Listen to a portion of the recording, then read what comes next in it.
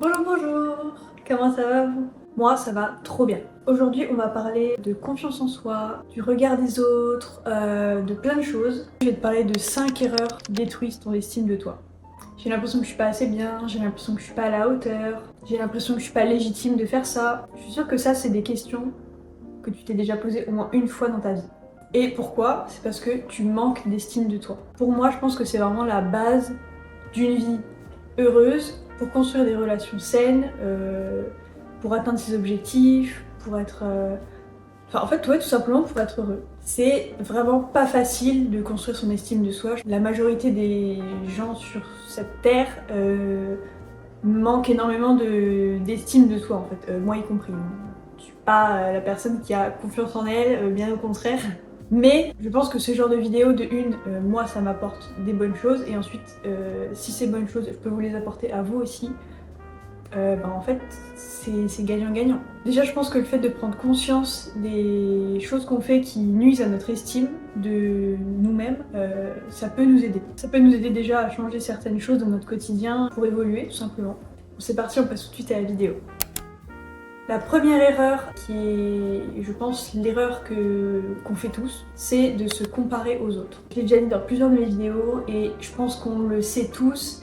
Ça peut avoir du bon, dans le sens où ça peut nous aider à nous challenger, à nous dépasser à certaines choses, mais ça a aussi ses côtés toxiques. On se compare, donc quelque part on se fait du mal, on se dit que nous on n'a pas réussi à faire ça alors que certains ont réussi. Ou au niveau des compétences, moi j'ai moins de compétences que cette personne, machin. Ça peut amener à vraiment détruire ta confiance en toi, ton estime de toi. Et surtout avec les réseaux sociaux, c'est vraiment, je pense, le truc qu'on fait tout le temps et même de façon inconsciente. En fait, le problème, c'est que toi, tu compares ton chapitre 1 au chapitre 20 de quelqu'un d'autre. Tu vois ce que je veux dire?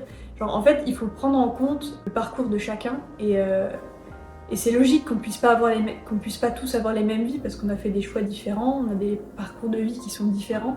Toi, par exemple, tu vas arriver sur Insta, tu vas voir quelqu'un qui a une vie de fou, qui sont en vacances à Bali, qui ont déjà des maisons et tout, qui ont une vie parfaite entre guillemets. C'est aussi important de se dire que par exemple ces personnes-là, elles ont fait des choix de vie différents, peut-être qu'elles ont fait moins d'études. Derrière elle a peut-être 10 ans de travail acharné, peut-être qu'elles ont eu aussi des opportunités auxquelles elles s'attendaient pas. Vraiment quelque chose que tu dois te mettre en tête. Tu as fait tes propres choix de vie, eux ont fait leurs propres choix de vie différents. Et surtout ce qui est important de rappeler, c'est que ces personnes que tu vois constamment sur les réseaux, elles montrent aussi que leur côté positif, c'est une vitrine qu'elles te montrent. Il y en a beaucoup qui ne montrent pas leurs échecs, qui ne montrent pas les moments où elles sont en pleine remise en question, etc. Donc ça aussi c'est important de prendre en compte, c'est que on est tous humains, on a tous des moments où ça va pas, on a tous des échecs, on fait tous des erreurs. Et ça, c'est des choses qu'on voit pas beaucoup sur les réseaux. Donc, mets-toi ça aussi en tête. Alors, comment éviter de se comparer?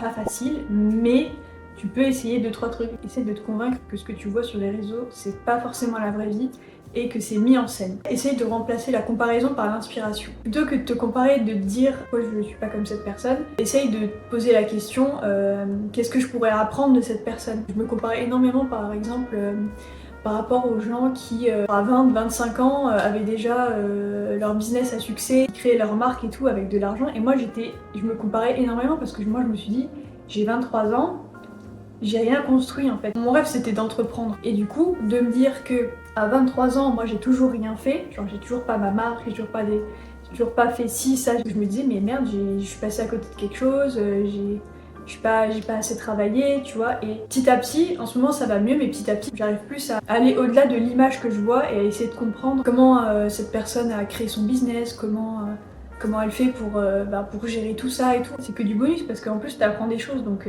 non seulement tu arrêtes de te comparer, mais en plus tu apprends à construire quelque chose dont tu rêves. Deuxième erreur, c'est d'être trop dur avec soi-même. Genre, je te donne une situation concrète. Tu ferais quoi si, par exemple, ton meilleur ami ou ta meilleure amie vient te voir et te dit qu'il a fait une erreur et qu'il se sent comme une merde et tout? Qu'est-ce que tu lui dirais? Tu l'enfoncerais encore plus? Tu lui ferais honte? Ou tu serais bienveillante avec lui et t'essayerais de le ou la rassurer? C'est d'être présente pour lui. Tu vas évidemment pas l'enfoncer, tu vas essayer d'être présente et d'être bienveillante. Donc, pourquoi avec toi-même fais pas le choix d'être bienveillante. Le fait de t'autocritiquer, d'être hyper dur avec toi, ça bousille complètement ta confiance en toi. Le problème après, c'est que ton cerveau, il enregistre petit à petit, il se convainc que c'est comme ça qu'il faut agir alors que c'est faux. Et justement, essaye déjà à apprendre à ton cerveau à avoir des phrases bienveillantes, genre si tu te trompes ou si tu fais une erreur, essaye de te dire ok, j'ai fait une erreur, mais du coup j'ai compris que ça marchait pas comme ça. Ou je me suis trompée, c'est pas grave, je recommencerai. Juste, ça sert à rien d'être dur avec soi-même parce que ça amène à rien en fait. T'es juste en train de détruire ton estime de toi. Donc essaye d'être juste plus sympa avec toi, comme tu le ferais avec un ami ou une amie ou ton mec, ta meuf. Troisième erreur qui détruit ton estime de toi, c'est de chercher l'approbation des autres. C'est évident qu'on aime tous être appréciés, qu'on a envie qu'on nous aime, c'est normal. Mais quand ton estime de toi, elle dépend que de ce que les autres pensent et de ce que les gens vont dire de toi, là c'est un autre problème et ça devient malsain, voire toxique. Tout ce que les gens vont penser et dire de toi, ça va trop t'influencer, ça va avoir un énorme pouvoir sur toi et sur ta valeur et ton estime de toi. Donc le problème c'est quoi? C'est que tu vis pour les autres. Non.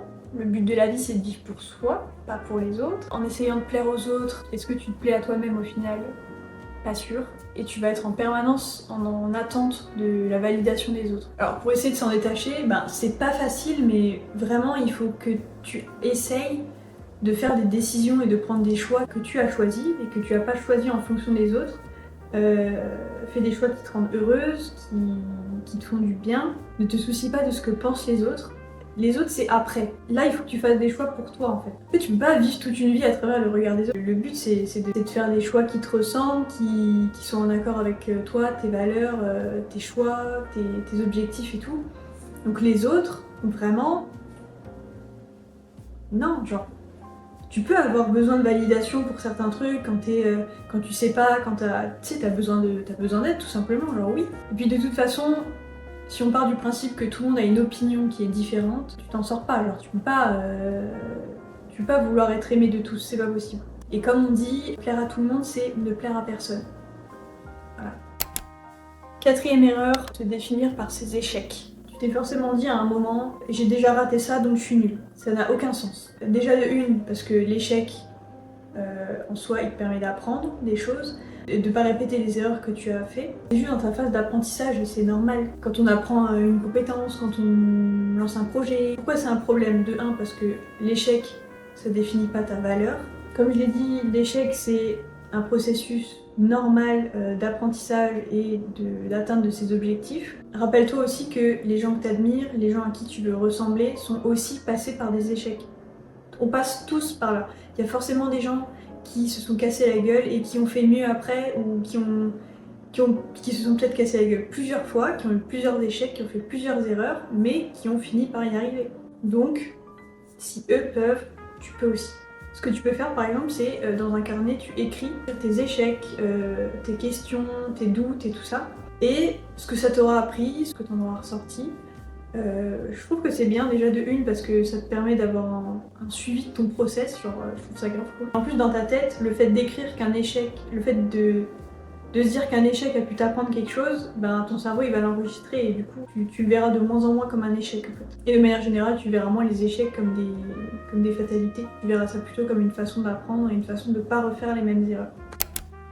Erreur numéro 5, négliger son corps et son esprit. L'estime de soi, certes, ça passe par la façon de penser, par le mental, par tout ça, mais c'est aussi le physique. Et le fait de se sentir bien dans son corps, bien dans sa peau, se sentir belle, de se sentir en forme, c'est hyper important, je dirais même que c'est la base. Genre en fait, c'est l'erreur numéro 5, mais j'aurais pu la placer en une tellement elle est importante. Donc forcément, si tu négliges ton physique, forcément ton estime de toi elle va en prendre un coup, tu vois ce que je veux dire? Par exemple tous les matins tu te lèves, tu te dis que t'as une gueule horrible, l'estime de toi elle va prendre un coup parce que tu vas pas te sentir belle, tu vas pas te sentir bien toute la journée. Moi je vais parler de maquillage par exemple parce que je sais que je me sens belle et bien quand je suis maquillée. Je ne dis pas qu'il faut se maquiller pour se sentir bien, c'est pas ce que je dis. Mais moi par exemple, quand je me lève le matin et que je me sens moche, je vais me maquiller. Je me maquille pas des masses mais j'aime bien me maquiller mais je me maquille pour ensuite me sentir bien pendant la journée, je me dis que je suis belle, je me dis que je suis bien et tout. Moi ça me donne un coup de boost. Et c'est pareil pour tout, c'est pas forcément le maquillage mais ça peut être, je sais pas, juste faire ton sport, faire une activité qui te fait que tu te sentes bien, manger sainement, faire sa skincare, bien dormir aussi. C'est à toi de voir qu'est-ce qui te fait se sentir bien, mais de manière générale, déjà d'avoir une hygiène de vie qui est saine, je pense que ça peut déjà t'aider à partir sur de bonnes bases niveau confiance en toi, tu vois, parce que si t'es là, tous les jours, t'as l'impression d'être une larve, t'as pas dormi de la nuit, tu bouges pas ton corps, tu manges mal, je pense que c'est juste... En fait, c'est juste un cercle vicieux qui va te faire descendre encore plus bas, tu vois. Alors que si déjà tu prends conscience qu'il faut bien dormir, qu'il faut bien manger, qu'il faut bouger, tu pars sur de bonnes bases. Genre t'es déjà à zéro et ensuite tu peux que step up, tu vois.